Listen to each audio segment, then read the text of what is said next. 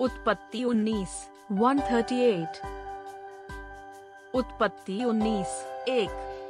सांझ को वे दो दूत सदोम के पास आए और लूत सदोम के फाटक के पास बैठा था। सो उनको देखकर वह उनसे भेंट करने के लिए उठा और मुंह के बल झुककर दंडवत कर कहा।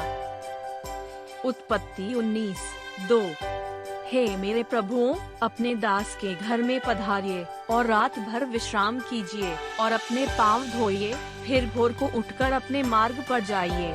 उन्होंने कहा, नहीं, हम चौकी में रात बिताएंगे। उत्पत्ति 19:3।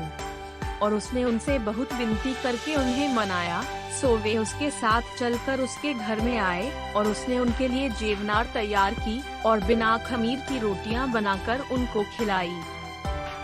उत्पत्ति 19:4। उनके सो जाने के पहले उस सदोम नगर के पुरुषों ने जवानों से लेकर बूढ़ों तक, वरन चारों ओर के सब लोगों ने आकर उस घर को घेर लिया। उत्पत्ति 19:5।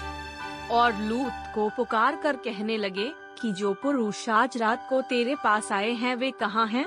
उनको हमारे पास बाहर ले आ कि हम उनसे भोग करें। उत्पत्ति 19:6। तब लूत उनके पास द्वार के बाहर गया और किवाड़ को अपने पीछे बंद करके कहा। उत्पत्ति 19:7। हे मेरे भाइयों, ऐसी बुराई न करो। उत्पत्ति 19:8। सुनो, मेरी दो बेटियां हैं जिन्होंने अब तक पुरुष का मुंह नहीं देखा। इच्छा हो तो मैं उन्हें तुम्हारे पास बाहर ले आऊं और तुमको जैसा अच्छा लगे वैसा व्यवहार उनसे करो, पर इन पुरुषों से कुछ न करो, क्योंकि ये मेरी छत के तले आए हैं।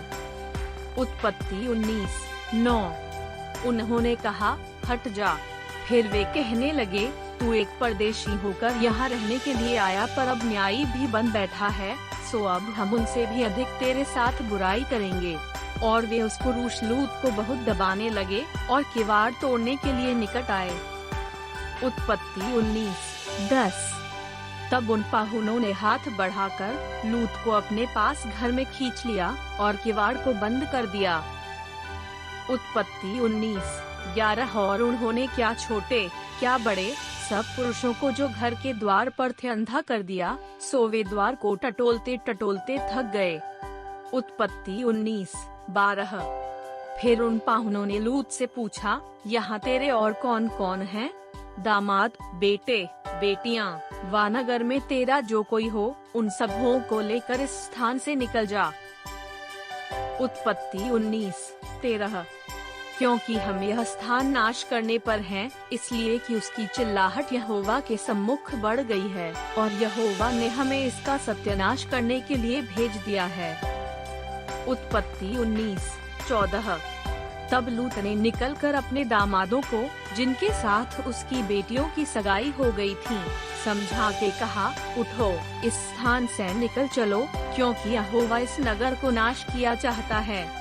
पर वह अपने दामादों की दृष्टि में ठट्ठा करने हारा सा जान पड़ा। उत्पत्ति 19:15। जब पौ फटने लगी, तब दूतों ने लूत से फुर्ती कराई और कहा कि उठ, अपनी पत्नी और दोनों बेटियों को जो यहाँ हैं ले जा, नहीं तो तू भी इस नगर के अधर्म में भस्म हो जाएगा। उत्पत्ति 19:16। पर वह विलंब करता रहा, इससे उन पुरुषों ने उसका और उसकी पत्नी और दोनों बेटियों का हाथ पकड़ लिया, क्योंकि यहोवा की दया उस पर थी, और उसको निकाल कर नगर के बाहर कर दिया। उत्पत्ति 19:17।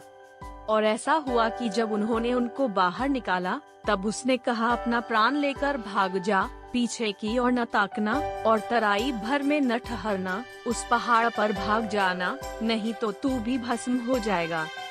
उत्पत्ति 19:18। लूत ने उनसे कहा, हे प्रभु, ऐसा न कर। उत्पत्ति 19:19। देख, तेरे दास पर तेरी अनुग्रह की दृष्टि हुई है और तूने इसमें बड़ी कृपा दिखाई कि मेरे प्राण को बचाया है, पर मैं पहाड़ पर भाग नहीं सकता, कहीं ऐसा न हो कि कोई विपत्ति मुझ पर आ पड़े और मैं मर जाऊं। उत्पत्ति 19:20। देख, वह नगर ऐसा निकट है कि मैं वहां भाग सकता हूं, और वह छोटा भी है, मुझे वहीं भाग जाने दे, क्या वह छोटा नहीं है और मेरा प्राण बच जाएगा। उत्पत्ति 19:21। उसने उससे कहा, देख, मैंने इस विषय में भी तेरी विनती अंगीकार की है कि जिस नगर की चर्चा तूने की है उसको मैं नाश न करूँगा। उत्पत्ति 19:22। फुर्ती से वहाँ भाग जा, क्योंकि जब तक तू वहाँ न पहुँचे तब तक मैं कुछ न कर सकूँगा। इसी कारण उस नगर का नाम सोअर पड़ा। उत्पत्ति 19:23। लूत के सोअर के निकट पहुँचते ही सूर्य पृथ्वी पर उदय हुआ। उत्पत्ति 19:24। तब यहोवा ने अपनी ओर से सदोम और अमोरा पर आकाश से गंधक और आग बरसाई। उत्पत्ति 19:25। और उन नगरों को और संपूर्ण तराई को और नगरों को और उस संपूर्ण तराई को और नगरों के सब निवासियों, भूमि की सारी उपज समेत नाश कर दिया। उत्पत्ति 19:26। लूत की पत्नी ने जो उसके पीछे थी दृष्टि फेर के पीछे की ओर देखा और वह नमक का खंभा बन गई। उत्पत्ति 19:27। भोर को इब्राहिम उठकर उस स्थान को गया जहां वह यहोवा के सम्मुख खड़ा था। उत्पत्ति 19:28। और सदोम और अमोरा और उस तराई के सारे देश की ओर आंख उठाकर क्या देखा कि उस देश में से धधकती हुई भट्टी का सा धुआं उठ रहा है। उत्पत्ति 19:29। और ऐसा हुआ कि जब परमेश्वर ने उस तराई के नगरों को जिनमें लूत रहता था उलट पुलट कर नाश किया, तब उसने इब्राहिम को याद करके लूत को उस घटना से बचा लिया। उत्पत्ति 19:30।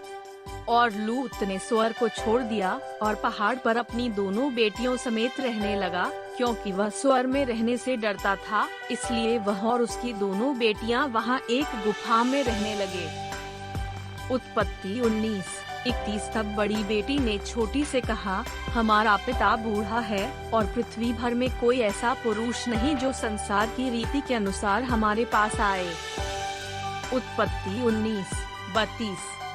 सोआ, हम अपने पिता को दाख मधु पिलाकर उसके साथ सोएं, जिससे कि हम अपने पिता के वंश को बचाए रखें। उत्पत्ति 19:33। सो उन्होंने उसी दिन रात के समय अपने पिता को दाख मधु पिलाया। तब बड़ी बेटी जाकर अपने पिता के पास लेट गई, पर उसने न जाना कि वह कब लेटी और कब उठ गई। उत्पत्ति 19:34। और ऐसा हुआ कि दूसरे दिन बड़ी ने छोटी से कहा, देख, कल रात को मैं अपने पिता के साथ सोई, सो आज भी रात को हम उसको दाख मधु पिलाएं, तब तू जाकर उसके साथ सोना कि हम अपने पिता के द्वारा वंश उत्पन्न करें। उत्पत्ति 19:35।